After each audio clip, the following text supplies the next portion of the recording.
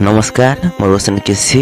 जुन चाहिँ हाम्रो सनातन धर्मका हाम्रो साथीभाइहरूले जुन कदम उठाउनु भएको छ, हाम्रो पवित्र स्थल बागेश्वरी मन्दिर जस्तो स्थलमा चाहिँ गएर हैन, सानो सानो कपडा लगाएर हैन, भिडियोहरू बनाउने, अश्लीलता फैलाउने हैन, त्यसपछि एउटा धर्म हैन को केन्द्र जस्तो स्थलमा गएर त्यस्तो कार्य गर्ने जो कोहीलाई पनि हाम्रो चाहिँ एउटा तपाईहरुले चेतावनी सोच्नुस् है।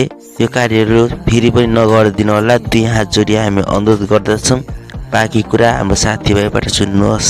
हामी चाहिँ नि बाँकेका अहिलेको युवा सनातनी पुस्ता, हामी सम्पूर्ण सनातनीहरूको पहलमा हिजो यही बागेश्वरी, यही भोलेनाथको यहीँनिर यही स्थानमा एउटा भिडियो बनाएको थियो। त्यो एकदमै हामी सनातनीहरूको लागि आपत्तिजनक भिडियो थियो।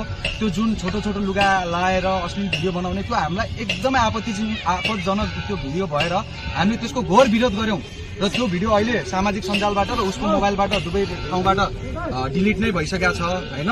त्यो विषयलाई लिएर चाहिँ सम्पूर्ण बाँकेवासी सनातनी युवाहरू र केही माताजीहरू पनि हुनुहुन्छ। हामी निकै यो कुरामा आक्रोशित भएर यो कुरालाई अब आउने दिनहरूमा यस्तो किसिमको गतिविधि नहोस्, यस्तो किसिमको यो भने बागेश्वरी मन्दिर शक्तिपीठ भने हामी सनातनीहरूको आस्था हो। आस्थामाथि खेलवाड कोही कसैले गर्न पाउँदैन। यो सबैलाई चेतावनी भयो यहीँबाट। अब भोलिका दिनदेखि यो ठाउँमा फेरि त्यही किसिमका गतिविधि, त्यही किसिमका भिडियो आयो भने हामी त्यो स्वीकार्यजनक हुँदैन।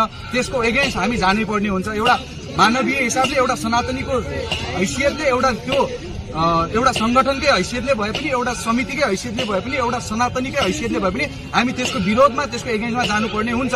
र आउने दिनमा पनि हामी यस बागेश्वरी व्यवस्थापन समितिसँग सम्मेलन गरिकन एउटा पत्र बुझाएर हामी सम्पूर्ण सनातनीहरूको त्यसमा सिग्नेचर राखिकन उहाँहरूसँग सम्मेलन गरेर एउटा हामी यहाँ ब्यानर चप्काएर बागेश्वरी मन्दिरभित्र प्रवेश गर्ने बेला कुन किसिमको ड्रेस, यो हाफको लुगा लगाएर आउने, हाफ कट्टु लगाएर आउने, यहाँ नराम्रो गतिविधि गर्ने, नराम्रो यो डेटिङ स्पोट बनाउने, यो किसिमको काम कार्य भयो भने हामी सम्पूर्ण समस्त सनातनीहरू त्यसको एक्सनमा विरोधमा जान्छौँ।